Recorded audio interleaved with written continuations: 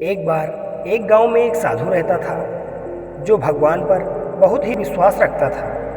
वह साधु एक बार एक पेड़ के नीचे आराम से बैठा था और भगवान को याद कर रहा था। अचानक वहाँ बाढ़ आ गई, चारों तरफ पानी ही पानी हो गया और सब लोग अपने आप को बचाने के लिए ऊपर की ओर जाने लगे। वे लोग पहाड़ की तरफ भागने लगे। उनमें से एक ने देखा कि साधु जी ऐसी हालत में भी भगवान की तपस्या कर रहे हैं। वह अपने आप को बचाने के लिए कहीं क्यों नहीं जा रहे हैं। तो उस व्यक्ति ने साधु से बोला, अरे आप कहीं जा क्यों नहीं रहे हो? आप भी हमारे साथ ऊपर चलो, नहीं तो आप भी यहाँ डूब जाओगे। साधु बोला, अरे मुझे क्या होगा, मैं भगवान की इतनी तपस्या करता हूँ, मुझे कुछ नहीं हो सकता। भगवान मुझे खुद अपने आप बचाने आएगा। और कुछ ही देर बाद धीरे धीरे पानी साधु के कमर तक आ गया। अब सभी लोग वहाँ से नाव लेकर निकलने लगे। तो उनमें से एक व्यक्ति ने साधु को कहा, अरे पानी आपके कमर तक आ चुका है, हमारे साथ चलो, हमारे नाव में अभी भी एक व्यक्ति की जगह बाकी है। साधु ने कहा, नहीं नहीं, आप जाओ, भगवान मुझे अपने आप बचाएगा। और वह नाव वाला भी वहाँ से निकल गया। कुछ देर बाद पानी इतना बढ़ गया कि साधु पेड़ के ऊपर चढ़ गया।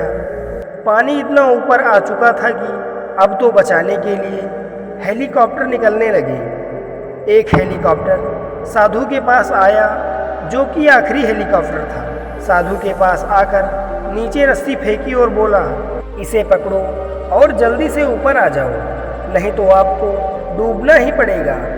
यह आखिरी हेलीकॉप्टर है और आपके पास बचने का कोई दूसरा रास्ता नहीं है। साधु ने कहा, यह रस्सी आप ऊपर खींच लो और यहाँ से चले जाओ। मुझे अपने भगवान पर पूरा भरोसा है, वह मुझे बचा ही लेगा। पानी काफ़ी ऊपर आ गया, पेड़ डूब गया और साधु की डूबने से मौत हो गई। मरने के बाद साधु भगवान के पास गया और बोला, हे भगवान, मैंने पूरी जिंदगी तेरी तपस्या की, मेरा पूरा जीवन तेरी आराधना करने में लग गया, फिर भी इतने भरोसे के साथ तेरा इंतज़ार किया कि तू मुझे बचाने आएगा, लेकिन मेरी वहाँ डूबकर मौत हो गई और तू वहाँ नहीं आया, ऐसा क्यों?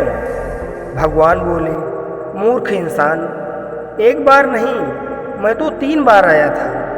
वह तीनों बार मैं ही तो था, पहला पैदल और दूसरा नाव से, तीसरा हेलीकॉप्टर के साथ। लेकिन तूने तो मेरा एक भी अवसर पहचान नहीं पाया, पता नहीं किसका इंतज़ार कर रहा था। दोस्तों, इस कहानी की तरह ऊपर वाला हमें बहुत मौका देता रहता है, लेकिन हम उन सबको ठुकरा कर न जाने किस बात या किस चीज़ का इंतज़ार कर रहे होते हैं कि वह होगा तभी यह काम करूँगा। ऐसा करते करते उस बात पर अड़े रहने से एक वक्त के बाद मौका हाथ से छूट जाता है। इसीलिए हमें हमारे जीवन में आने वाले हर मौके को समझकर मौके का फ़ायदा उठाना चाहिए। धन्यवाद।